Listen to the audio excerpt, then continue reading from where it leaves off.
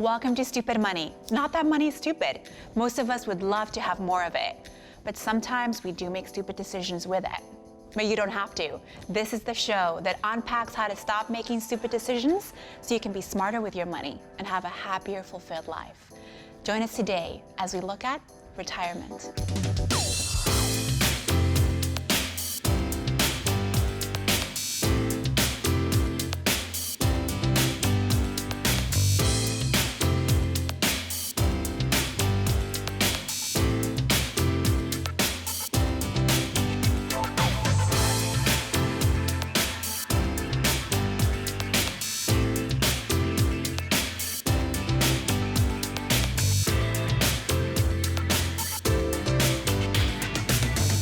Thank you for joining us on another episode of Stupid Money. What's a crazy, stupid thing we do with our money? I think spending money on bad habits. I think men buying sports tickets instead of paying the bills. I'm glad you said men and not me. I can say it to men. You can. So fun money over life skills. Right. So our episode today is on retirement. And retirement, for most of us, is something that is further away than we wish, but comes sooner than we think. Yes, and today we have a special guest in the studio. Oh, right on. And he's going to come and take my seat for a little bit after we, before we get into the subject. Looking forward to it. But before we do that, let's join John on the street where he asked people what they thought about retirement. How much money do you want to have in retirement? I would like to have at least $1 million for me and my husband. More than $1 million. Ooh, I don't really know retirement, so I'm just going to say $1 million. Probably around 100,000. Enough to have a roof over my head and have a good meal every day. I would like to have enough so I can live comfortably and go shopping every once in a while. $10 million. $10 million. Why? Because I'm a golf professional, and that would enable me to retire and play golf all over the world. I need 11.5 million. Why? Why? Well, when you look at you take approximate lifespan to about 92 years old. I hope I get there. Making sure I have about 50% of my income in place just through interest, leaving a little bit left over for these guys, and also having to pay for college and everything else. That's about what I've calculated I need to make sure I have at least 50% of my current income. What do you want to do in retirement? Travel, crafting, hiking, I would like to do a lot of sleeping. biking, swimming, Well, I don't want to get fat and old, so probably go to the gym all day. going to Canada, being in the outdoors, anything to get outside. Oh, you done spent that 100,000 several times. I'm sure I did. I would probably like to continue my career in teaching. I don't really see myself retiring. Enjoy it without having to laboriously work and stay warm. Be in a warm climate during the winter. One, travel the United States, which is our current plan, and also do a little bit of work, because I currently work, and I'd like to continue doing something. Not sure exactly what that is, but I would like to be doing some kind of work to keep the brain juices going, and, maybe have a little bit of income and something fun. Probably just relax. So we're looking at surfing, being outdoors a lot, and doing a little bit of traveling, but not too much. So probably relocate to the West Coast. John, I always enjoy those street interviews. Yeah, that guy with wanting $11 million for retirement, I hope he's got a plan. Yes, absolutely. He needs to share it with me, too. A little bit. So Tom, I'm so glad you got to join us today. I heard a rumor that you graduated a few weeks ago.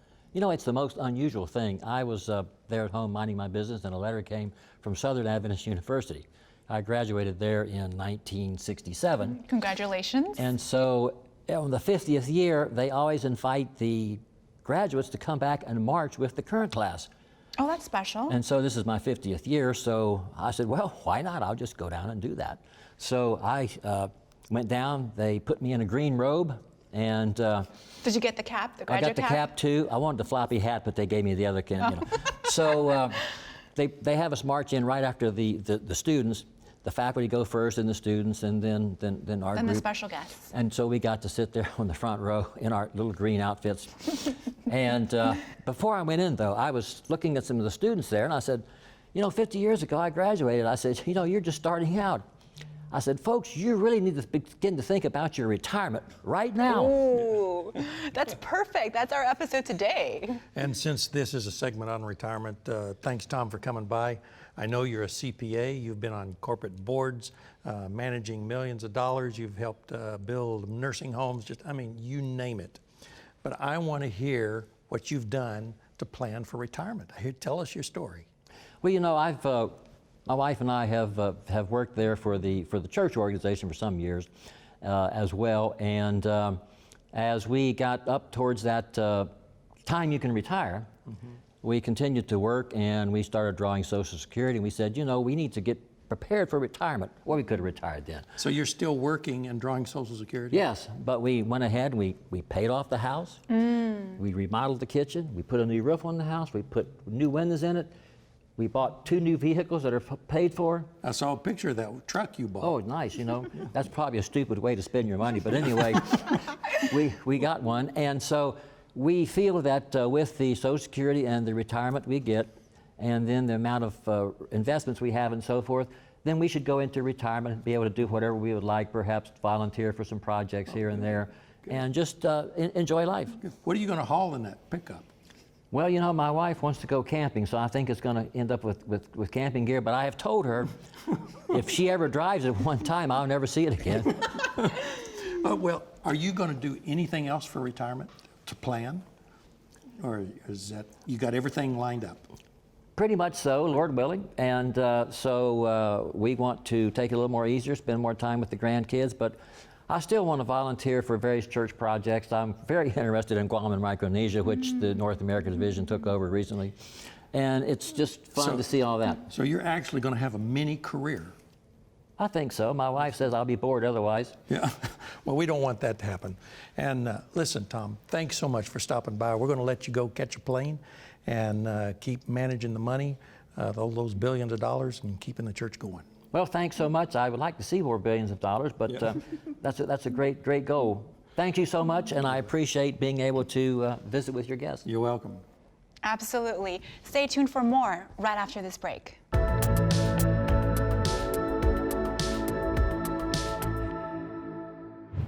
Hey, welcome to today's Money Hack. I want to talk to you about saving money on your car repairs. So, check it out. According to a recent AAA study, Americans spend on average over $700 a year to maintain their vehicles. Whether you have a Ferrari or a Ford, something will eventually break. So, let me give you some tips that will save you some money on repairs. If you have an old car, knowing the value of your car could determine if it's worth fixing. If you need to change a part like a spark plug or an alternator, doing it yourself could save about 50% less than if you would have taken it to an auto shop. Before you go out and say, I'm not handy enough, or it might be too hard, check out some repair videos on YouTube. That's right, YouTube is not only to see the latest gossip on your favorite celebrity, it can also be a resource to help you save some money and teach you some skills. If you feel like you can't do the repair or don't have the time to do it, you could still save money by buying the part yourself and having the mechanic install it for you.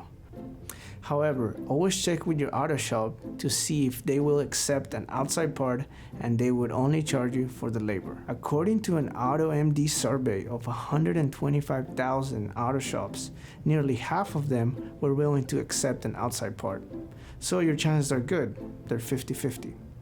However, keep in mind that if you buy a part from your auto mechanic, it will usually be under warranty and they will replace it if it becomes defective. Whereas, an auto shop will not warranty parts that you bring them.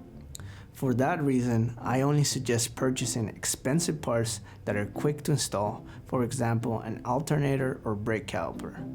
If it's a cheap part like a thermostat, you really don't save enough to make the hassle worth it. If the part is labor-intensive like a transmission, then you're better off buying it from the mechanic because it will cost a lot to replace if the part has an issue. Ask a handy friend, or like I said before, look through those YouTube comments. You will find something good, and maybe eventually you will help someone out. Lastly, make sure you buy high-quality parts. Get OEM or high-end aftermarket parts. If you see a part marked Universal, don't bother. Universal parts are made to fit more than one type of vehicle and may require some modification to fit your car or truck. Having car issues is inevitable, often inconvenient, and rarely cheap. But if you follow these guidelines, buying your own auto parts for repairs will likely save you some hard-earned money. Thanks for joining us on today's Money Hack. Retirement sounds like a slice of heaven, but you can't enjoy it if you haven't properly prepared for it. Let's see what Dave and Grandpa Forgetful have to share about retirement on our next segment of Stewardship for Dummies.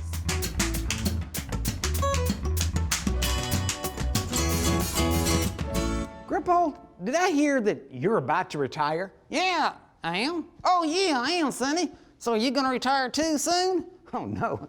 I'm in the prime of my life. Looks like you've been in your prime a long time. Tell me, where did you work most of your life? At the Texas-sized bakery. Were your cakes big? Sonny, everything in Texas is bigger. So, what did you do at the bakery? Mainly loafing. You loafed while you worked? I sure did, Sonny. That's what you do when you work in the loafing department. They have a department for loafers? Well, yeah, sure. And they paid pretty good, too. How much did they pay you to loaf? At the end, $16.95 an hour. For loafing? Yeah, Sonny. What are you, hard of hearing? Well, tell me, how long did you work there? 30 long years. Wow. You deserve an award. No, I don't deserve an award. But to come to think of it, I had the arthritis and I don't deserve that either. Well, tell me, Grandpa, did you put any money in stocks ready for retirement? In stocks? Sure did. Well, what kind of stocks did you buy? Cattle. Cattle? So your stocks are in livestock? What other kind of stock is there? What are some of the names of your stocks? Oh, there's Daisy and Elsa and Clara and Ella, just to name a few. I've never heard of any of those stocks. So are you going to use the New York Stock Exchange to sell your stocks? No. Why would I use someone from New York City to sell my stocks? They're specialists. They ain't touching my stock. So what are you going to do with your spare time when you finally do retire? Gonna spend it with Grandma. All day long? 24 hours a day. Oh, I only have one thing to say about that. What's that? Poor Grandma. We're excited today to have Dell joining us as our special guest. If you've ever had questions about retirement, you won't want to miss our interview with him. Join us when we come back right after this break. Welcome back to Stupid Money. Today we have with us Dell Johnson.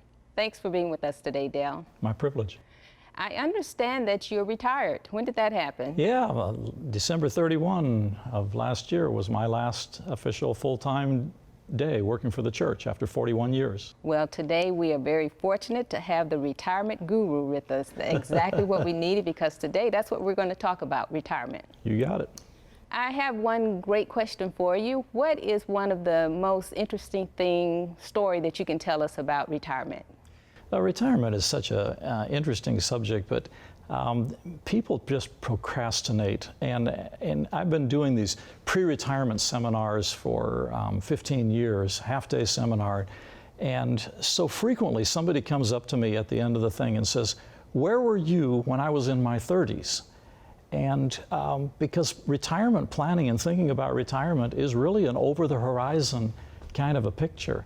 And so that's what I hear repeatedly, people looking back over their careers and wishing that they had paid some attention during the early parts of their life. Well, so some of the mistakes people make going into retirement is waiting too late to start planning for retirement? You know, the issue is that, and I think we're all a little bit guilty this way, we tend to, how many of us at my age, for instance, believed that I would ever reach retirement? I mean, we're Adventists. We believe in the imminent return of Jesus.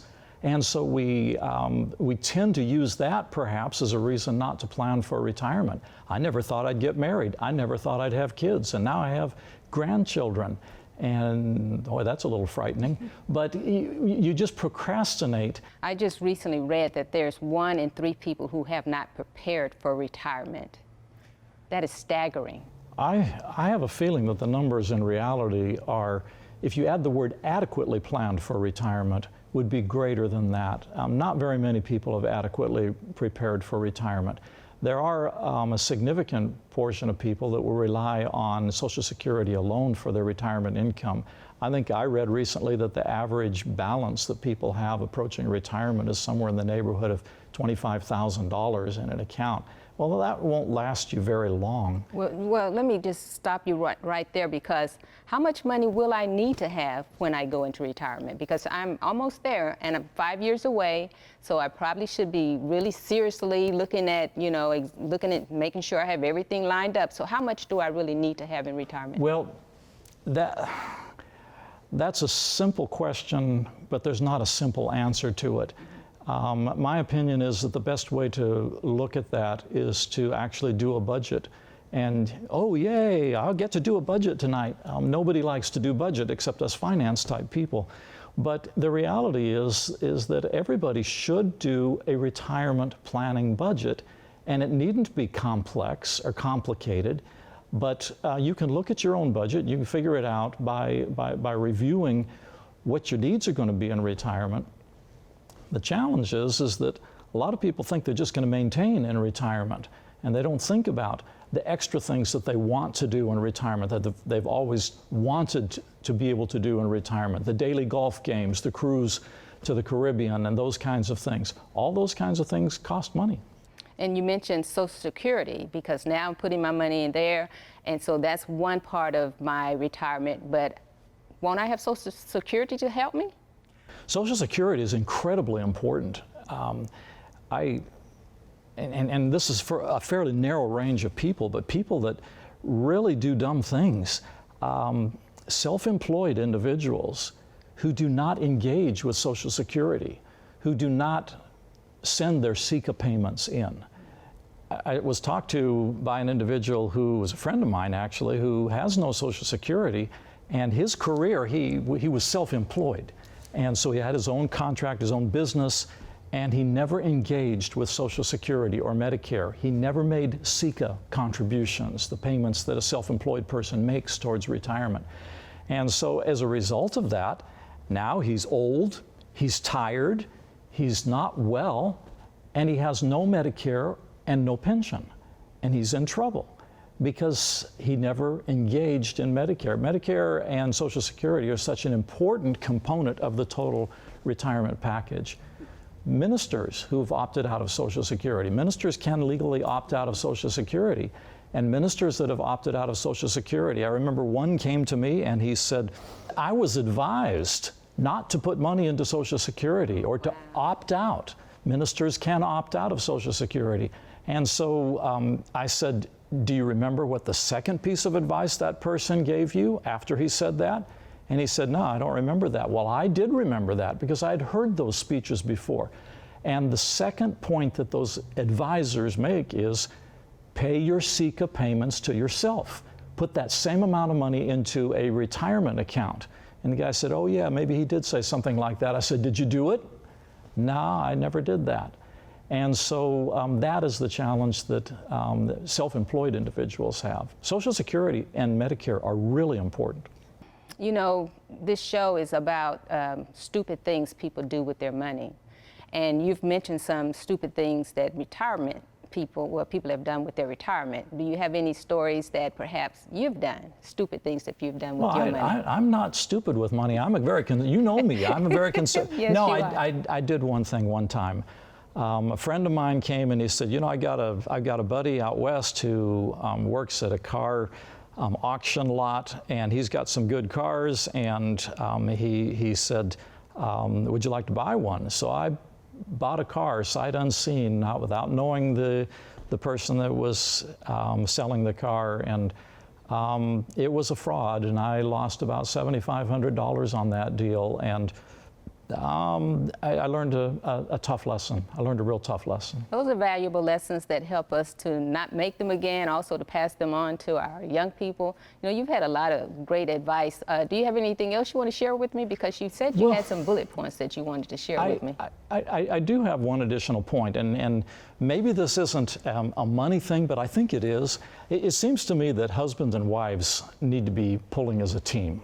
They need to be part of the same strategy as far as long-term planning, particularly planning for retirement.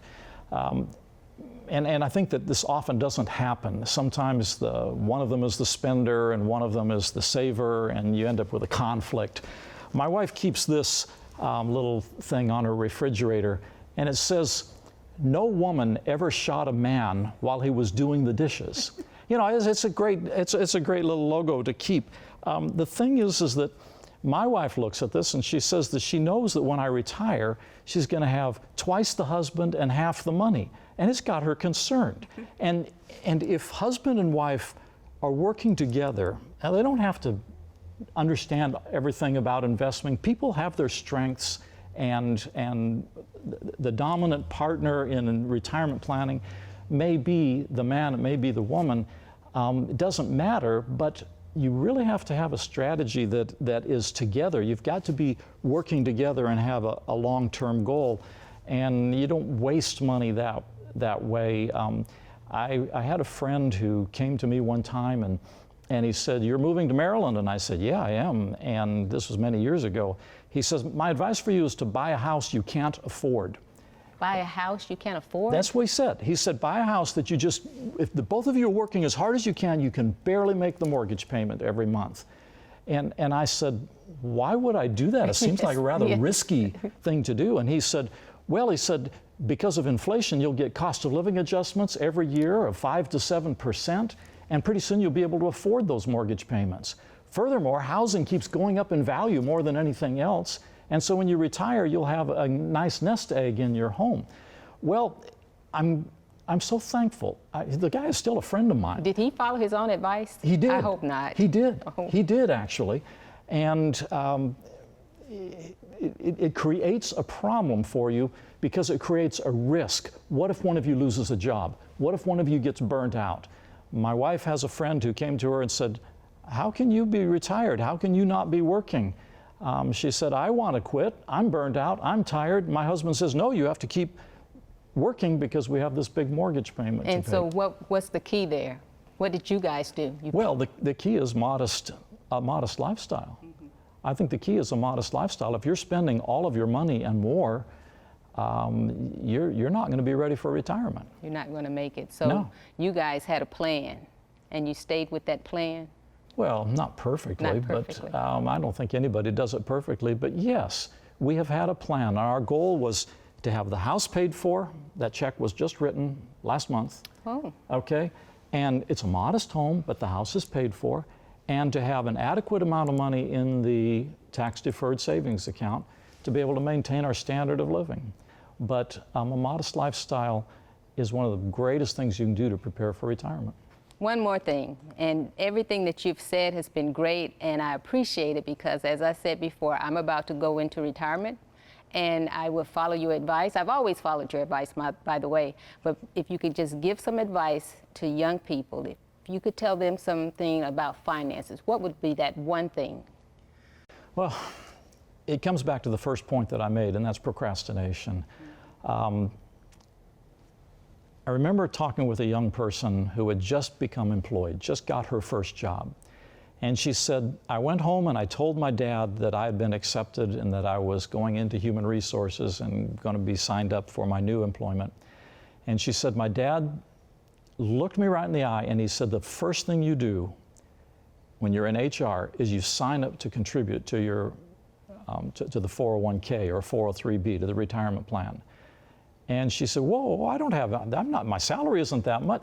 Put in the 3%. Put in earn the match that the employer will provide. Start from the very beginning. I've run the numbers, Vivian. I've run them for multiple scenarios. And if young people start putting a modest amount in and just forget that it's going in there, don't plan on it, don't even look at it, just continue to put it away, you're not going to panic when you reach 10 years out, 5 years out, because you're going to be in good shape. Our young people have a tendency to think that they're going to live forever.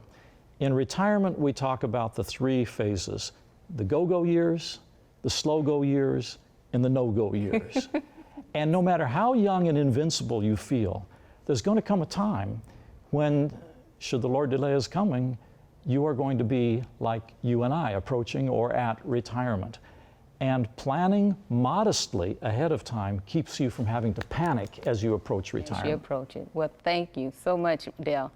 You've given us a lot of information, and I really appreciate it. And I'm sure that everyone who are listening have appreciated it.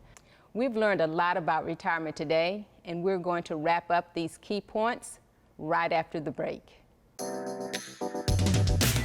Welcome back to Stupid Money. That's a good interview, Vivian. I enjoyed it.